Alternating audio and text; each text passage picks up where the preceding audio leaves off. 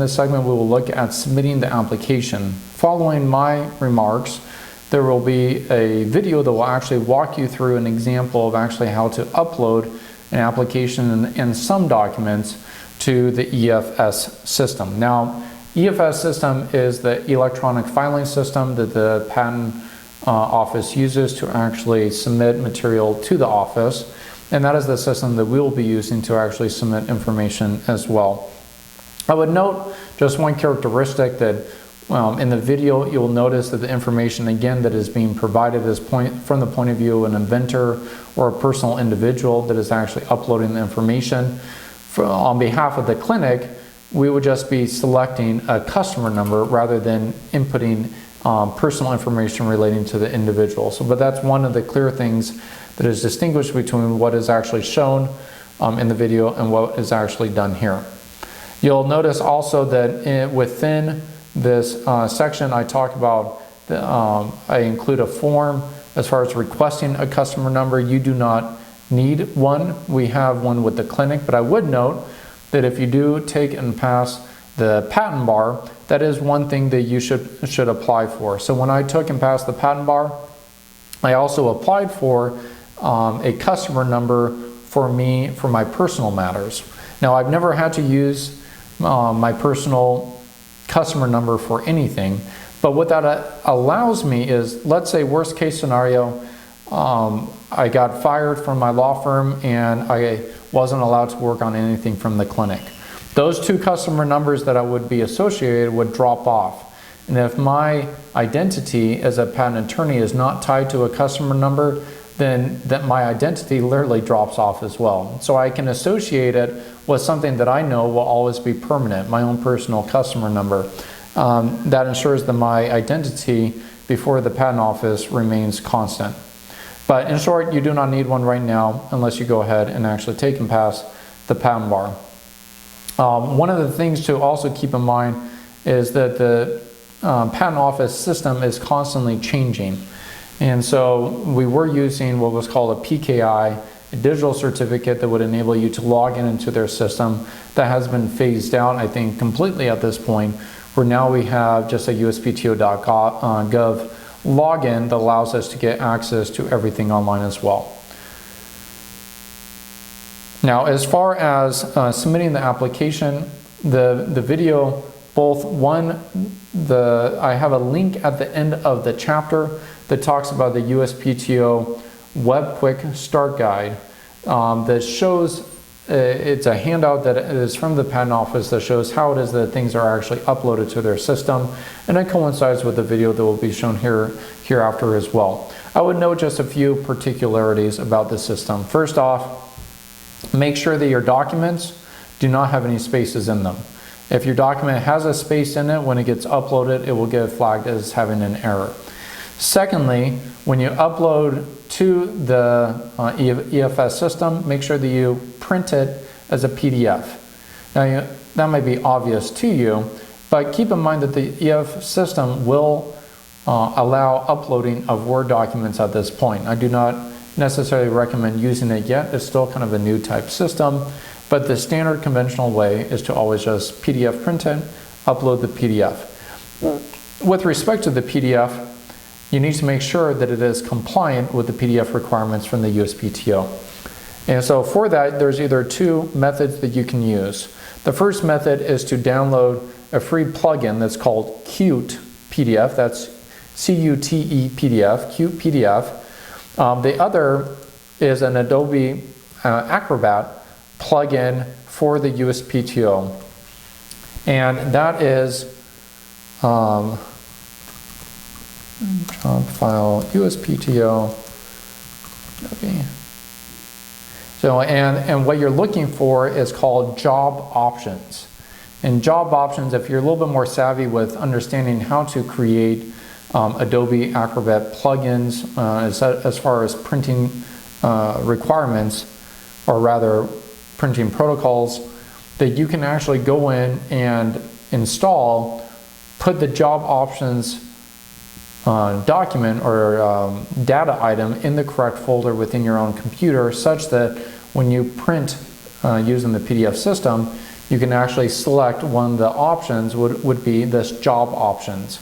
I usually label it as a USPTO. That way when I'm printing, it automatically comes up with USPTO, and that will ensure that when you print it to a PDF, it is compliant with the USPTO system.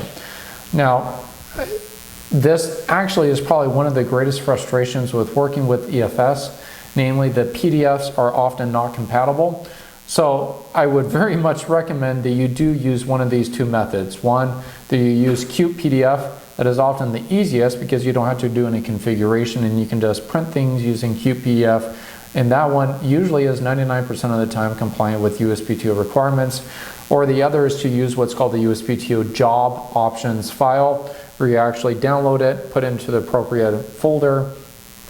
And there's actually instructions on that as well online. If you were to Google USPTO job options file, you'll see also the instructions as far as where it is that needs to be located within your system.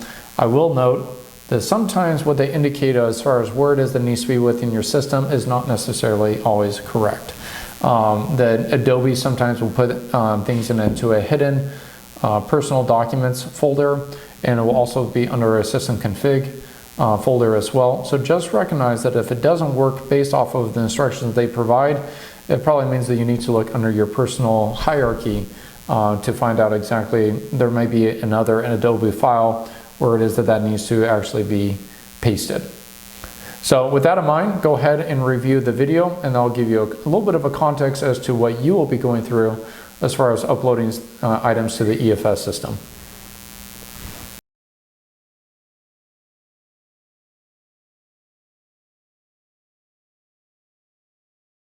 Now this demonstration is actually connected to the USPTO, although we're not going to finally file this example case. So here we are at the portal, and you have your papers ready to file. So the first thing you do is put in your last name. I think it's Doe. Your name is John Doe. E-filer first name is John. E-filer email address, let's assume it is John at sbcglobal.net. Now we are asked to select whether this is an existing application or a new application. We're filing a new application.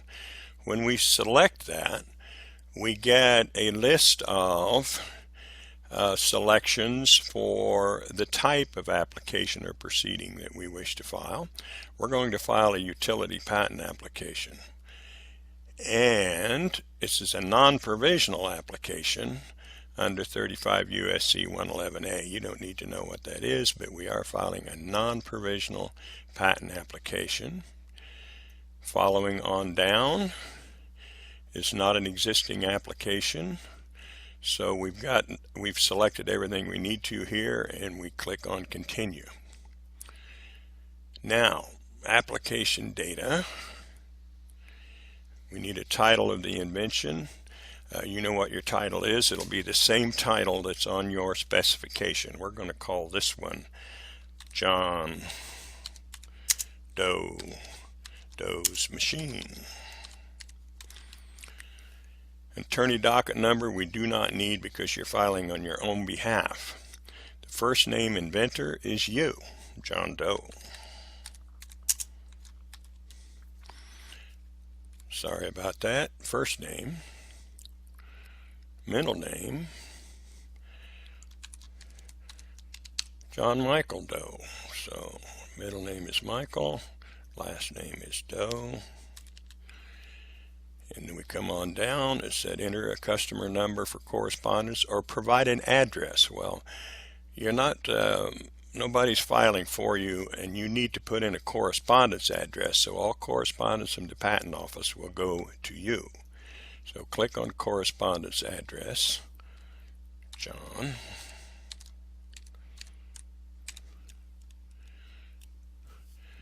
Michael Doe. street address 2222 Doe Street. City, everywhere. State, well, I live in California. I like California. Let's say everywhere is in California. That's in the United States.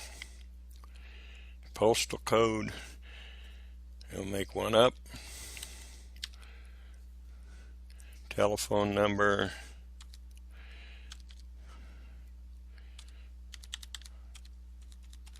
make one up. The email address we used before was, what was it? The email address was John at sbcglobal.net. Now remember, you're putting in all of your own information in this. This is just an example that I'm doing to show you how it's done and where everything goes. That's everything that we need to put in here. We hit continue. Now, this is the interesting part. We're going to attach all of our documents for our specification and our patent application. So here's the application data. John Doe's machine. First named inventor is John Michael Doe. Here's the address and so forth. All the stuff we've put in thus far. And now we have files to be submitted. Now if you've done the job that I suggested, you have your files as pure image PDF files that have been scanned to PDF. You have a specification. You have drawings that have all the drawings in one PDF document. You have a microentity form if you are filing as a microentity, and you have a declaration that's been signed and scanned to PDF. So we're going to enter those files. So firstly, we say browse, and we may have to do a little more browsing than this, but I already had this set up to come up with the file called Scan Docs that I have on the desktop for this demonstration. So we're going to add our specification. We say open, so it tells us specification PDF. Now under view all categories, this is an application part, so we need to click that, and then over here the document description is, come on down a little bit and we'll find specification. Now there is a specification not in English. Your specification's in English. Go click specification. So there's our first document. Specification is an application part and is a specification. Does it contain multiple documents? No. Add a file. We've got 4 files that we want to put in. So the second file, we say browse. It's going to be our drawings. So it says drawings, application, still an application part. And over here, a little more description. Drawings, only black and white line drawings, other than black and white. Well, this is the one we want, black and white line drawings. So we have 2 of our 4. This is also not multiple documents. We add a file, we browse again, we click on declaration, open. The declaration is not an application part, but a amendment let's see, maybe it is. Yeah, let's say that's an application part. Status, I think it is.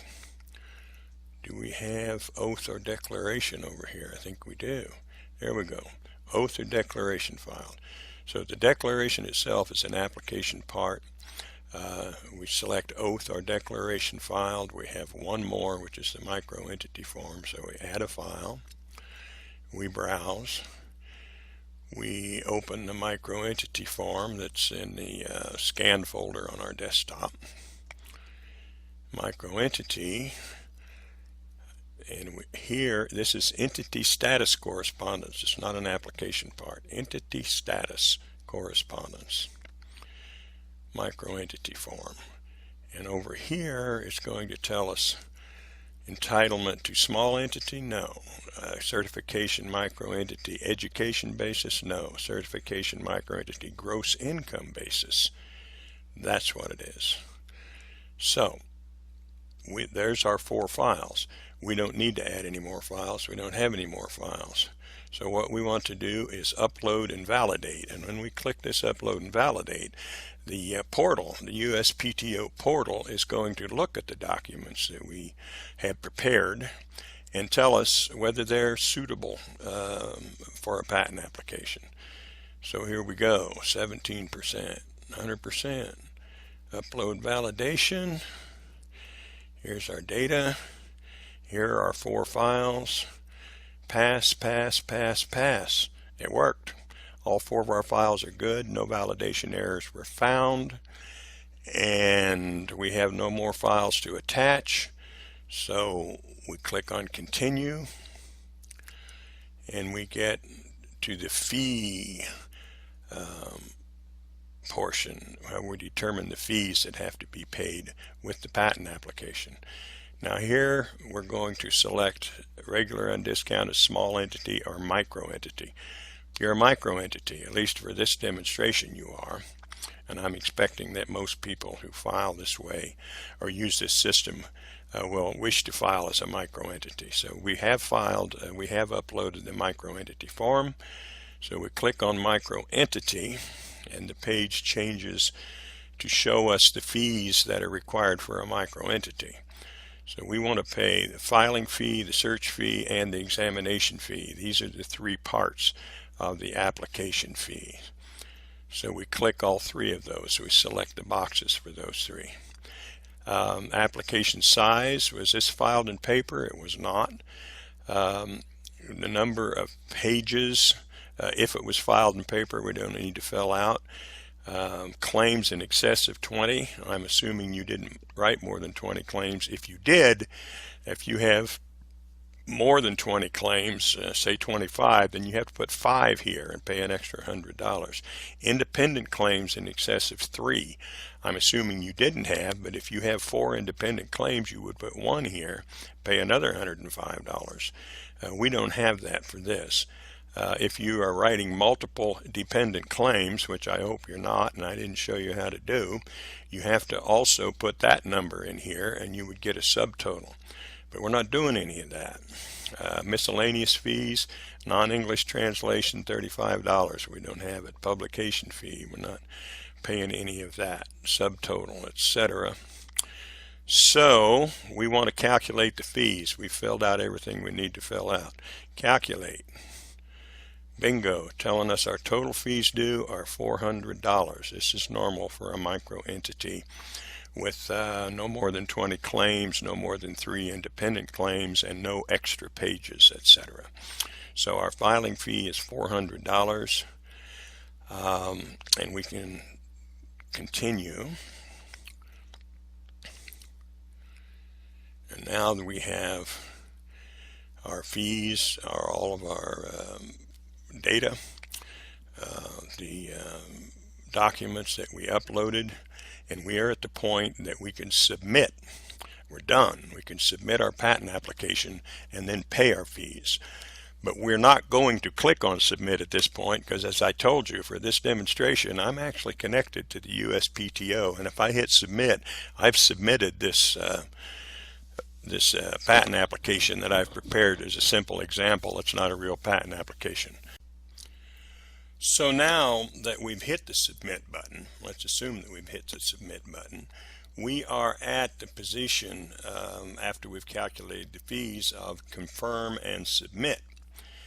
And it tells us, congratulations, you're ready to pay the fees associated with your submission. The following identification numbers are associated with your submission. Because we submitted, we have been given an application number, which will be 14/something. This is just an example of an application number, a confirmation number, and an EFSID number. So those will be your numbers. It tells you the total fees that were calculated here. It says $910. Ours are actually $400. And yours will be $400 if you actually fit the assumptions that I made. So at this point, we decide, yes, I want to pay fees now, or no, I will pay later. Additional charges may be incurred. Actually, additional charges will be incurred if you don't pay the fees now. So let's select yes, I want to pay now. And we go to the pay fees page. Again, it gives us back the application data for which we're paying fees. The following fees will be collected for this application. Tells us here that the total is $900. Of course, in our actual case, it's $400. This is just an example of how it works. Select method of payment. You can charge a USPTO deposit account. Your registered practitioners have those, you don't. Charge a credit card or an electronic funds transfer. Let's assume you're going to pay by credit card. Most people will. So we say credit card and we hit the navigation simulation, and we see very much like buying something online. I'm paying with American Express, Discover, MasterCard, Visa, whatever. Put in your credit card information, expiration, cardholder's name, the security code, your billing address, just as if you're buying a bale of hay online, whatever. And then you hit the navigation simulation again. Actually, you would be clicking on confirm charge information for this credit card transaction. If you were to do that, this is what you would say next. You're about to pay, in our case it would be $400. The card type ending with, and so on and so forth. And you can select yes, charge this credit card now. And if you did, what would happen would be that you would get an acknowledgement receipt. The USPTO has received your submission. We're at the receipt stage. The fee has been paid, your confirmation number, and you get e-filed application information, your EFS ID, your application number, the confirmation number, all of the data. And you can take the following actions. You can print the receipt, and if your computer is connected to a printer, this will print it. You can save the receipt on your desktop or at any place in any database you're connected to. You can go back to file another application, and so forth. So you'll at the very least you'll want to save the receipt. You can always print it later. And here are the application details, the submitted files, and so forth. And that is the end of the process. At this point, once you've printed your receipt, you have your application number, the filing date, and everything else. So your application is filed. Congratulations.